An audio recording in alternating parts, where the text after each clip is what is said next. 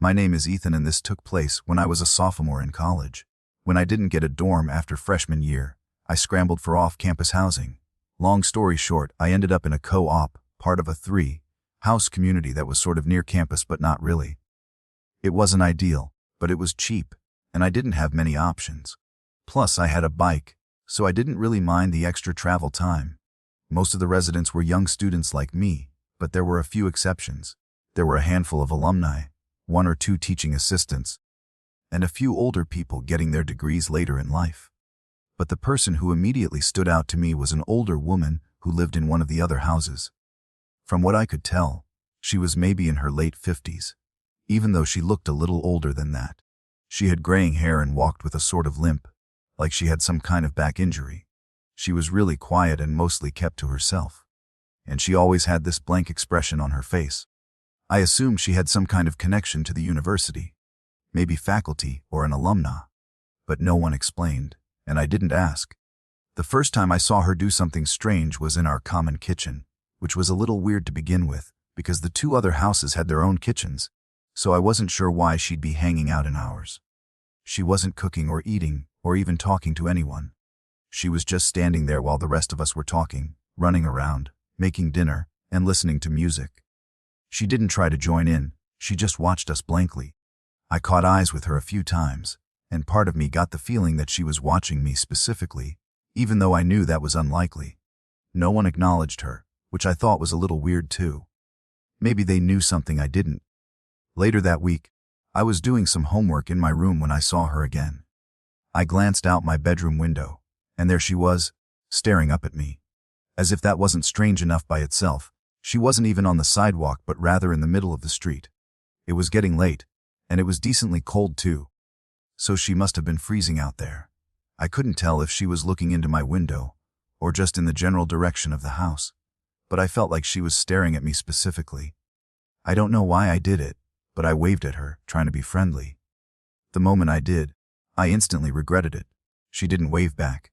Instead, she jumped up and down a few times, like she was excited, and then ran toward one of the other houses, presumably hers. I felt kind of sick. Not only had I acknowledged her, but I had confirmed that she had been looking into my room the entire time. And even if she hadn't, she now knew which room was mine. Later that night, I asked one of my housemates about her.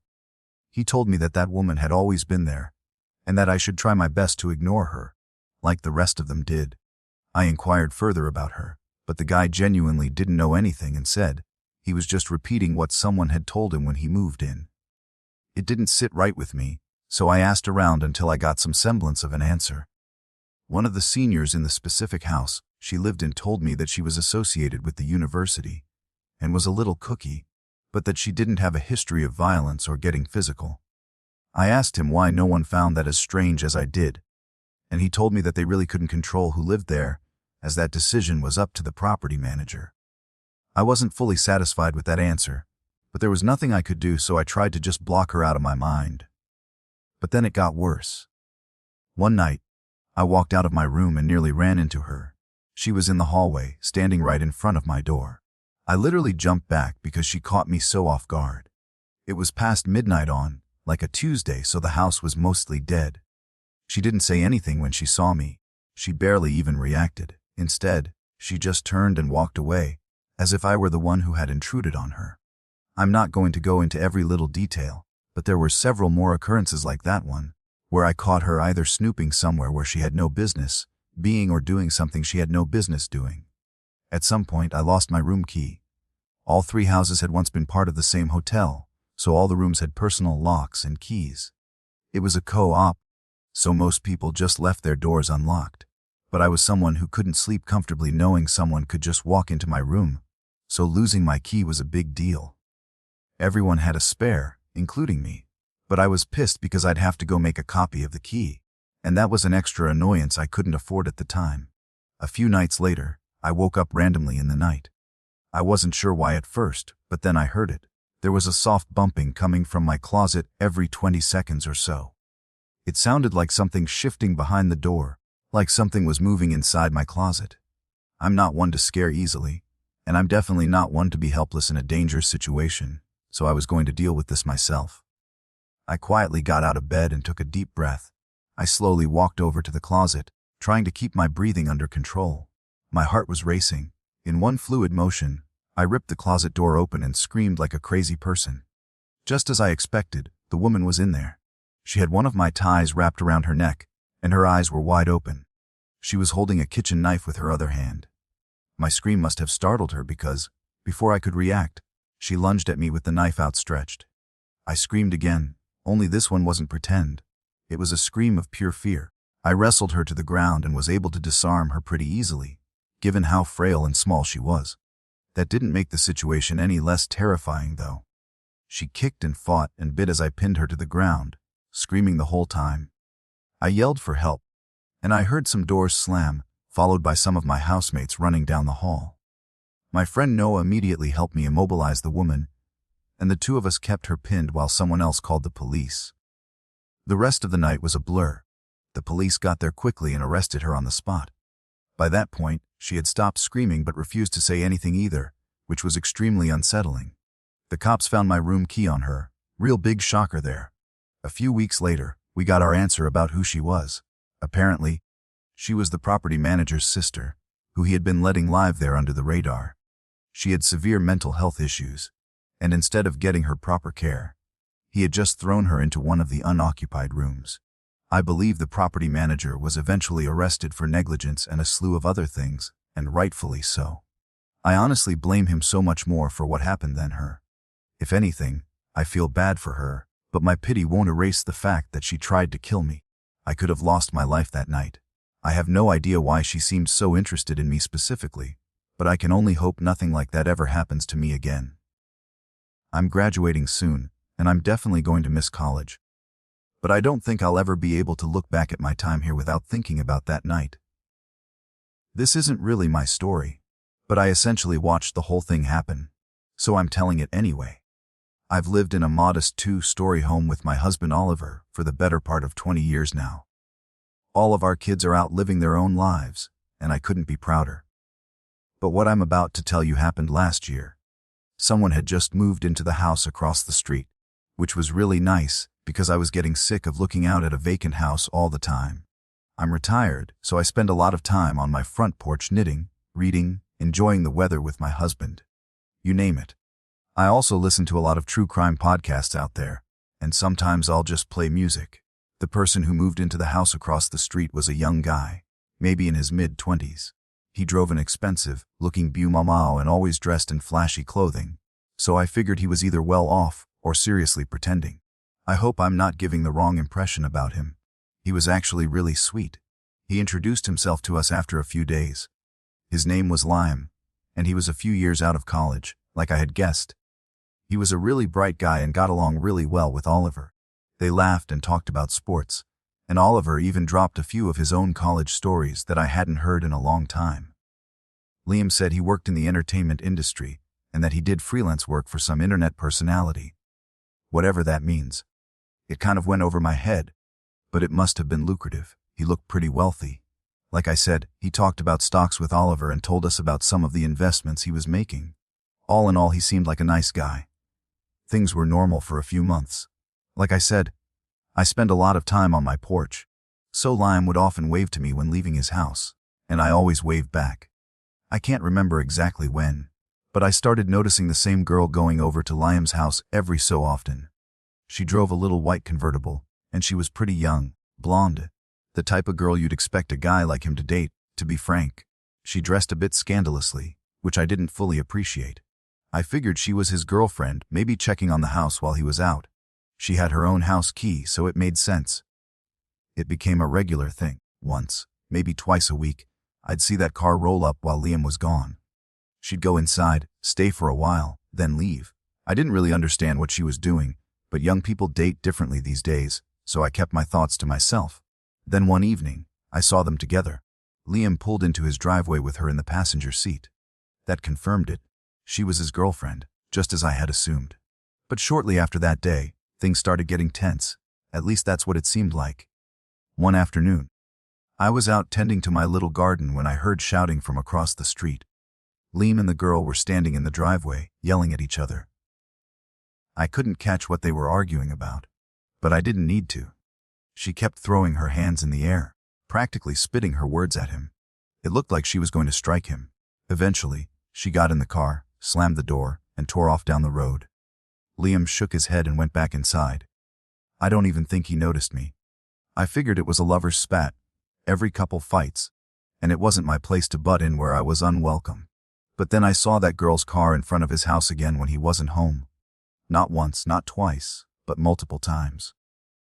I told Oliver, and he said it was rude to pry and that I should just leave the poor boy alone, which I agreed with. But then came the night everything went sideways.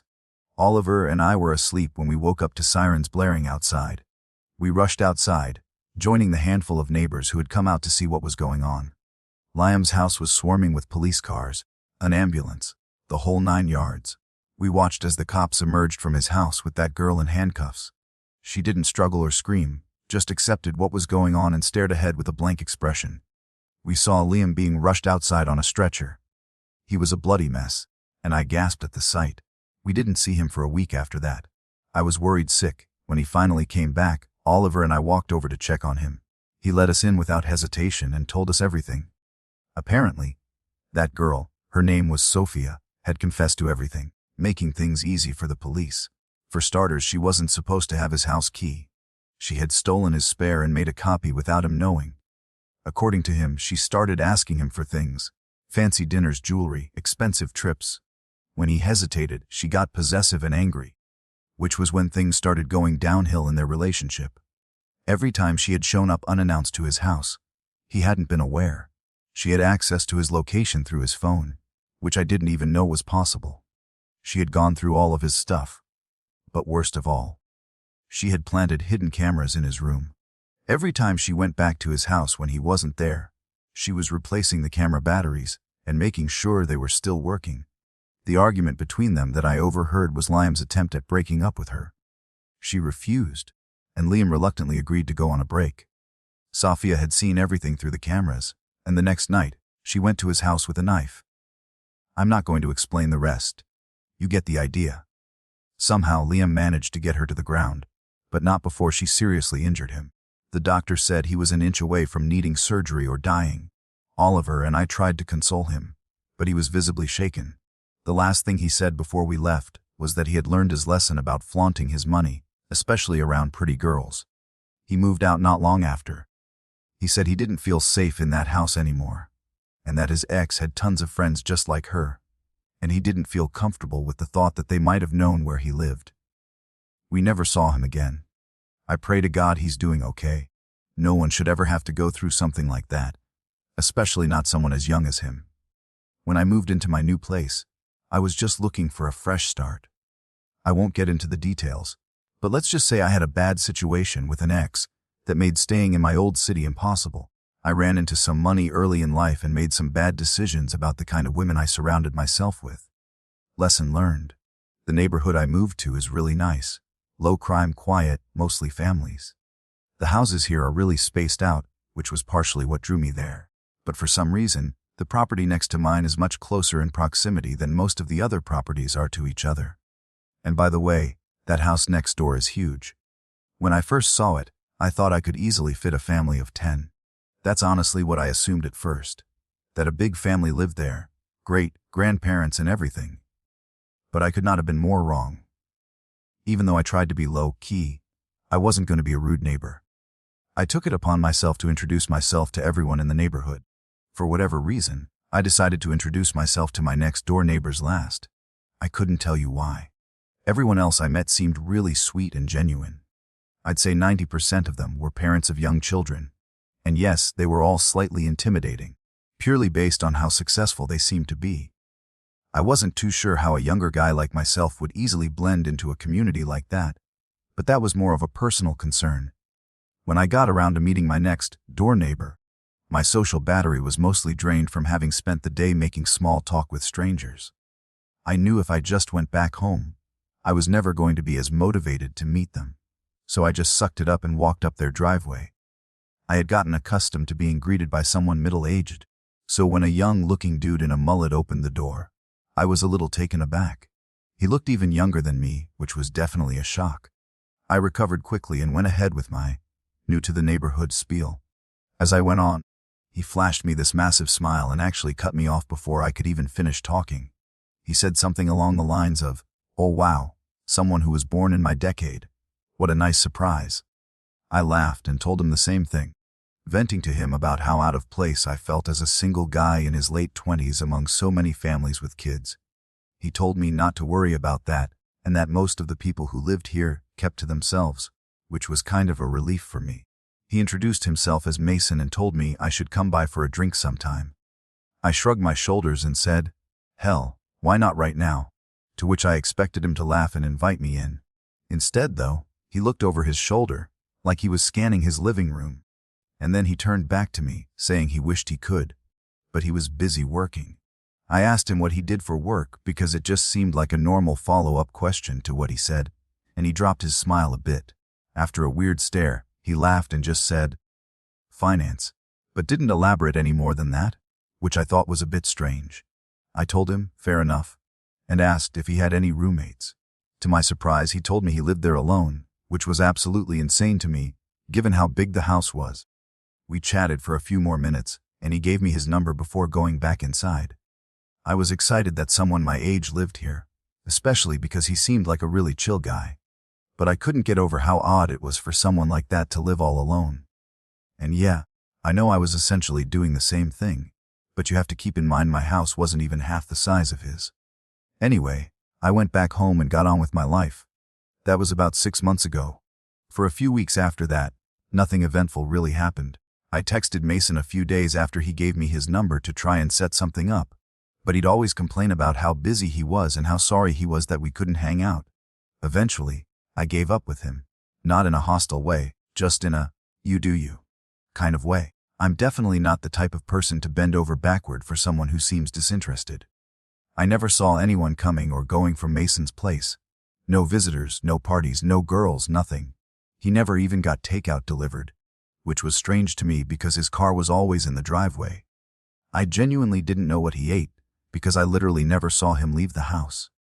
The guy lived like a ghost. I work from home, and the office in my house is on the 3rd floor, which overlooks Mason's property. If you're wondering how I knew so much about his living habits, I know it sounds obsessive and a little creepy, but his house was also just a glance away from my monitor, so I couldn't help but look over from time to time. One night, it was a Wednesday night, I remember that distinctly. I woke up around 2 in the morning to the sound of loud music. I sleep with my windows open, so that's probably how I woke up so easily. At first, I thought I was imagining it or it was part of a really vivid dream I was having, but I was wrong. I got out of bed and peeked out my window, and there they were, 7 or so cars lined up in Mason's driveway. There was no mistaking it. He was having a party. Now, don't get me wrong, I'm not the type to complain about some noise. I've been to my fair share of house parties, but it was the middle of the week, and the volume was insane. I figured I'd just go over, knock, and ask him to turn it down. I threw on a hoodie and walked over. It was a full-blown party. That much was clear from outside. I knocked on the door, but no one answered. I pulled out my phone to text Mason but decided against it, knowing he'd probably ignore me and give me some nonsense excuse. The following morning, I knocked on the door again, harder this time. Still nothing. I reached for the handle, half expecting it to be locked. But to my surprise, the door swung open. Inside, the first thing I saw was a pile of shoes in the foyer, at least 10 pairs. But there was something off. There was literally no one in there. I moved further in, expecting to see people in the living room, maybe the kitchen, but it was completely empty. There weren't even any drinks left out. I could hear people over the music that was playing in the background, though which I didn't understand. But then I really listened to it, and everything hit me all at once. It wasn't even music, really. It was a recording. A literal recording of people laughing, yelling, clinking glasses. The whole party was fake, all of it. But that didn't make sense to me. It still didn't explain the shoes or the cars. There were people in that house. That much was certain. I should have turned around right then, but I needed to know what was going on. I moved discreetly around the house until I saw a door that was slightly ajar. I gently pushed it open, and it led down to the basement. I'm not sure how I knew, but something told me what I was looking for was downstairs. It was dark down those stairs, with the exception of a very faint light coming from somewhere I couldn't see. There was no reason to go down there. He knew that, but I did it anyway. I got to the bottom of the stairs and looked around. The light was coming from another door somewhere deeper in the basement. I crept toward it, and as I got closer, I started to pick up on another noise I hadn't been able to hear earlier over the music. It sounded almost mechanical. It was this heavy, rhythmic grinding, like heavy machinery or a buzzsaw or something. I got a little closer, close enough to see through the crack. There were 3 people standing in there, looking across the room at something that was out of view. They were all older-looking guys, significantly older than Mason. They were wearing heavy-duty work clothes and had on these protective goggles and thick rubber gloves. I also realized they were wearing what looked like work boots, even though I had seen all those other shoes upstairs. Under different circumstances, I would have assumed they were construction workers. I really wanted to see what they were looking at, but it was too far out of view. After a few seconds of me just standing there, I started to pick up on this awful bleach smell, or some kind of cleaning solution. That's what did it for me. I started to feel this awful pit in my stomach, like my life was in danger. I can't explain it. I turned to leave, trying to be as quiet as possible. As I was finding my way back to the stairs, the light from behind me suddenly dimmed, like someone had shut the door behind me. I didn't actually hear the door over the music, but I felt it. I sprinted up the stairs as fast as I could. I ran through the house and burst out the front door. I didn't run directly to my house. I jumped my own fence and made it to the backyard. I slipped in through my side door, locking it behind me. My chest was pounding, but under no circumstances could I let Mason or any of those other guys know it was me who had been snooping around. I gathered myself and went up to my office, making sure all the lights up there were off. I crouched down below the window and peeked over at Mason's house. There was no one there, but then, a few minutes later, the front door flew open, and, 8 guys poured out, scanning the yard, the driveway, the street. But Mason wasn't with them. I could tell because everyone looked older, like those first guys I had seen. A few of them looked like they were arguing about something, but I couldn't make out what they were saying. One of the men actually shoved one of the other ones, and I thought they were about to start fighting in the street, but they didn't. Eventually, they all went back inside, and the music stopped soon after that. I stood at the window, trying to make sense of what had just happened. I thought about calling the cops, but what would I even say? The music wasn't playing anymore, and there was no real crime I could actually report.